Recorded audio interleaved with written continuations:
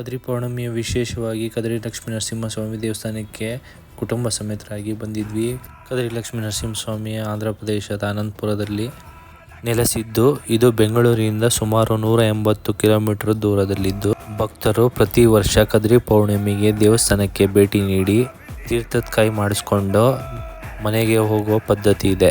ಕಲ್ಯಾಣೋತ್ಸವಕ್ಕೆ ಇವತ್ತು ಭಕ್ತರು ತುಂಬಾ ಜನ ಸೇರ್ಕೊಂಡಿದ್ರು. ಏಕಾದಶಿಯಿಂದ ದಶಮಿಯವರೆಗೂ ನಡೆಯುತ್ತಿರುವ ಕಾರ್ಯಕ್ರಮಗಳು.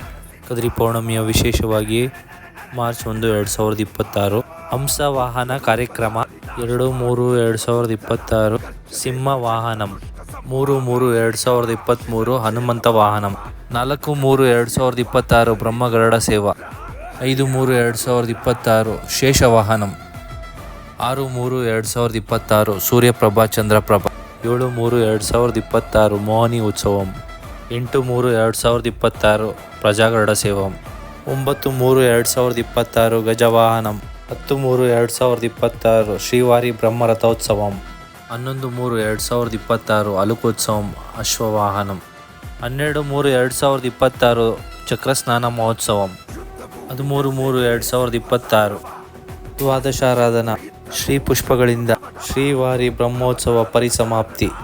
ಸರ್ವೇ ಜನ ಸುಖಿನೋ ಭವಂತು. ಶ್ರೀ ಕಾದ್ರಿ ಲಕ್ಷ್ಮೀ ನರಸಿಂಹ ಅನುಗ್ರಹ ಫಲಸಿದ್ಧಿರಸ್ತು.